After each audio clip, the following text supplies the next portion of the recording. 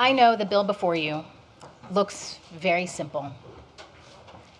It's 2 lines, but it's 2 lines of hope. It's hope that the kids at West High School are not going to leave their school without having an effective and wonderful theater program.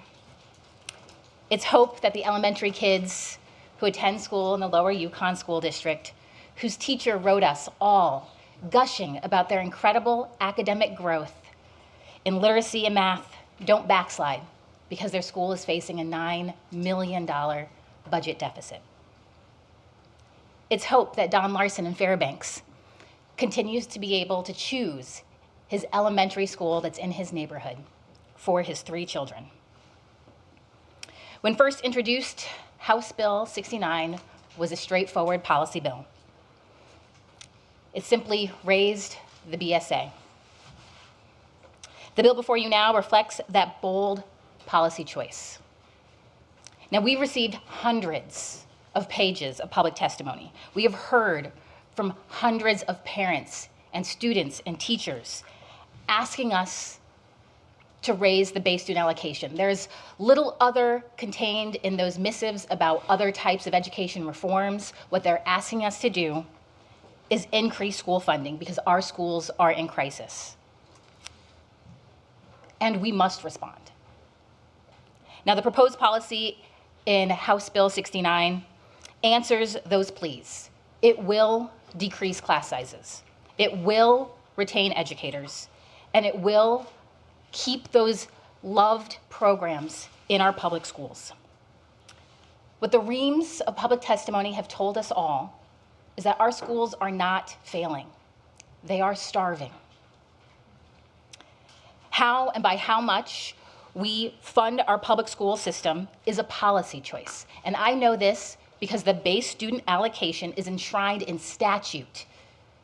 In 1998, legislation was passed to revise how we fund our public schools.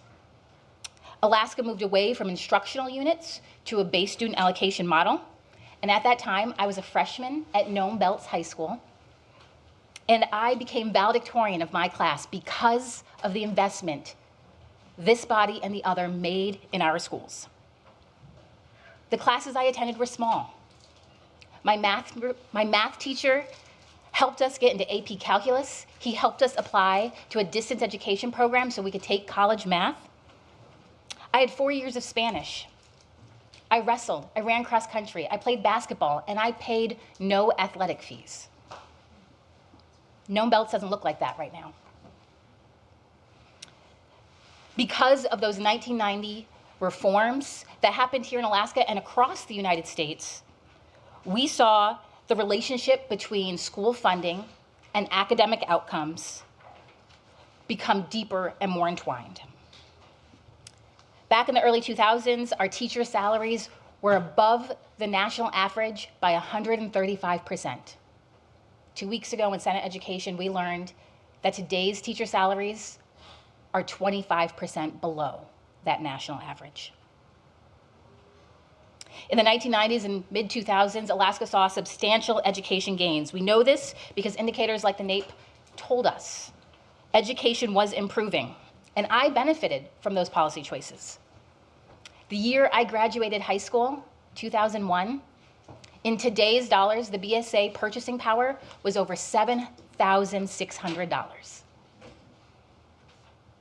The students graduating this year, well, their story looks very different than mine did. They have spent their entire academic experience in a system that has been starved of its state aid. Now, during the 2008 financial crisis, this body and the other made very bold choices. They chose to invest more resources in our public schools. They prioritized education dollars over other types of government services. I'm asking everyone in this room to make that same hard decision today. No one could have seen that we were going to enter into a global pandemic. I was here in this body when that happened. It was catastrophic.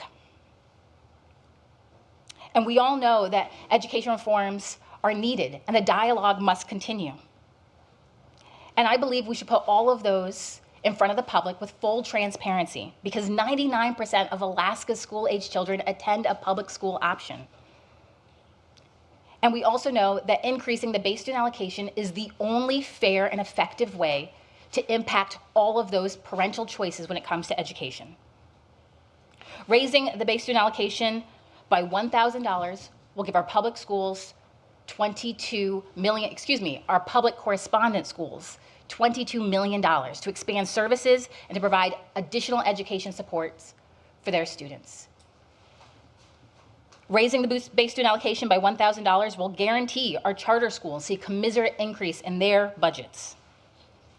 Raising the base student allocation by $1,000 will decrease class sizes.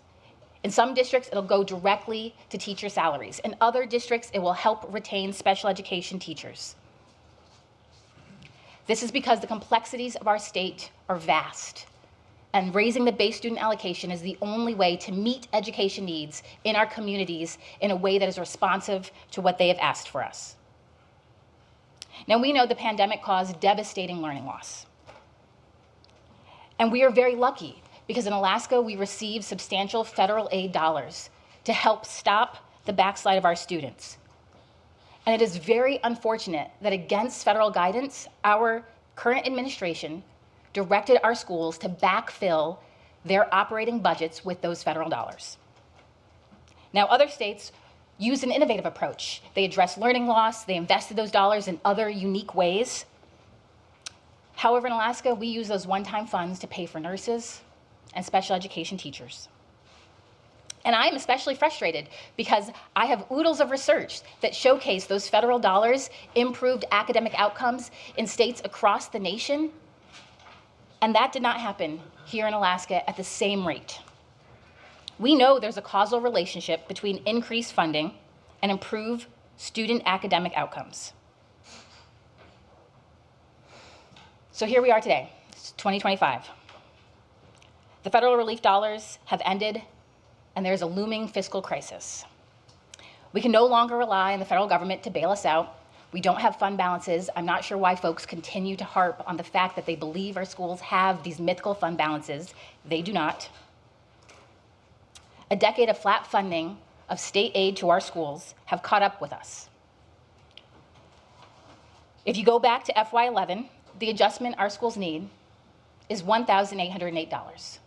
Our nonpartisan Legislative Finance Division has calculated this number. The memo is on basis. It's a part of the bill packet. But I know $1,808 is not feasible. I read the news too. I'm fully cognizant of the current fiscal climate, the headwinds facing Alaska. $1,808 is unrealistic. But I sincerely believe $1,000 is not. I recognize that a $1,000 increase to the base student allocation means that we're going to have to make hard choices. We were all elected to make difficult decisions. And I'm going to choose to do the right thing. I hope everyone in this body chooses to do that with me. Thank you, Mr. President. Thank you, Senator Tobin.